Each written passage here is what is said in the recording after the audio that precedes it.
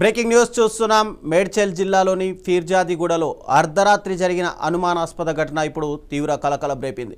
శంకర్ నగర్లో అద్దెకు ఉంటున్న తల్లి కూతుళ్లకు సంబంధించిన ఈ ఘటన ప్రస్తుతం మిస్టరీగా మారింది. వ్యక్తి ఇంటికి ఆఫీస్ అవసరాల పేరుతో లీజుకు తీసుకొని యాప్ ద్వారా నెలవారీ అద్దెను ఇస్తున్నట్టు తెలుస్తోంది. ఆ ఇంట్లో ఇటీవలే తల్లి కూతుళ్లు నివాసం ఉంటున్నారు.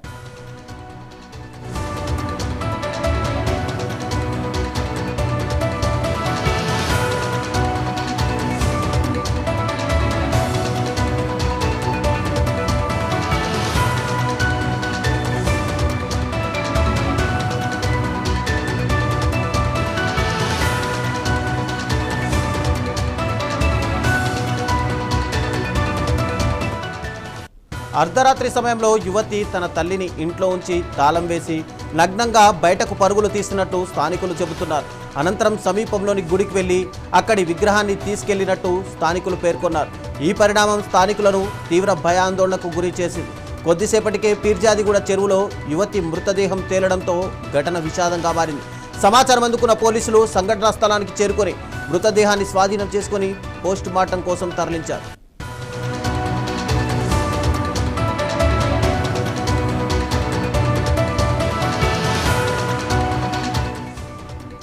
అర్ధరాత్రి ఇంటి నుంచి బయటకు వచ్చిన ఓ యువతి సమీపంలోని ఆలయానికి వెళ్లి అమ్మవారి విగ్రహాన్ని చీరను తీసుకెళ్లినట్టు స్థానికులు చెబుతున్నారు.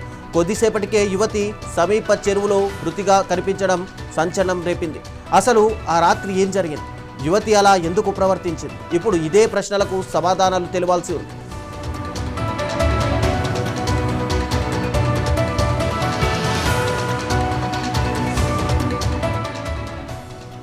మృతురాలు తేజస్విని 25 సంవత్సరాలు, తల్లి అరుణ 52తో కలిసి ఫీర్జాదిగూడ శంకర్ నగర్లో ఒక అద్దె ఇంట్లో నివాసం ఉంటోంది.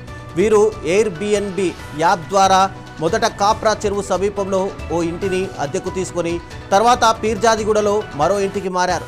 తేజస్విని తండ్రి ఈశ్వర్రావు విశాఖ స్టీల్ ప్లాంట్లో ఉద్యోగిగా పనిచేస్తుండగా స్వస్థలం విజయనగరం జిల్లా దేవుపల్లి గ్రామంగా తెలుస్తోంది. అయితే తేజస్విని గతంలో బెంగళూరులో ఒక సాఫ్ట్వేర్ ఉద్యోగం చేసినట్టు కూడా తెలుస్తోంది.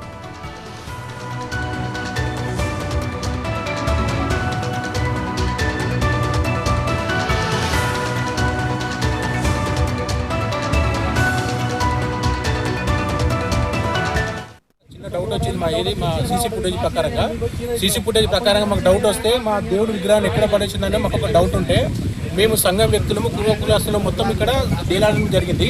ఇదే పార్క్లో మాకు డౌట్ వచ్చి చూస్తే ఇక్కడ మేము మొన్న పూజ చేసినప్పుడు అమ్మవారు కట్టించిన చీర ఇదే. ఇదిగో ఇది అమ్మవారు కట్టించిన చీర ఇది. అమ్మవారు కట్టించిన చీర ఇది. మేము కట్టించేటప్పుడు కూడా ఇదిగో దారంతో అమ్మవారు కట్టించాము. ఈ చీర ఇక్కడ వేలాడుతుంది. మాకు అనుమానం వచ్చి చీర మాదే అని చెప్పేసి మేము సర్చ్ చేసాము. దేవుడి చీరే ఇదే, దేవుడి చీర ఇది, మా చీరే. ఇదైనా మా పూజారి, మా గుళ్ళో ఉండే పూజారి ఇక్కడికి వచ్చి చూస్తారు. మీకు అడగ ఘటనపై కేసు నమోదు చేసిన పోలీసులు మృతదేహాన్ని పోస్ట్ మార్టం నిమిత్తం గాంధీ ఆసుపత్రికి తరలించారు.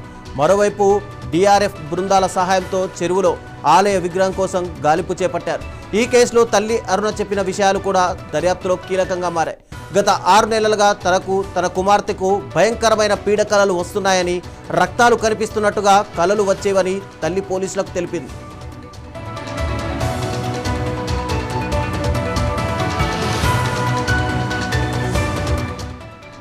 అయితే తేజస్విని మానసిక పరిస్థితి బాగోలేదా, లేక ఈ ఘటన వెనుక మరేదైనా కారణముందా అనే కోణంలో పోలీసులు దర్యాప్తు చేస్తున్నారు.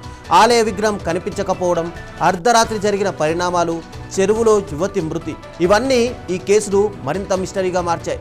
అన్ని కోణాల్లో ఆధారాలు సేకరిస్తూ పోలీసులు విచారణ కొనసాగిస్తున్నారు.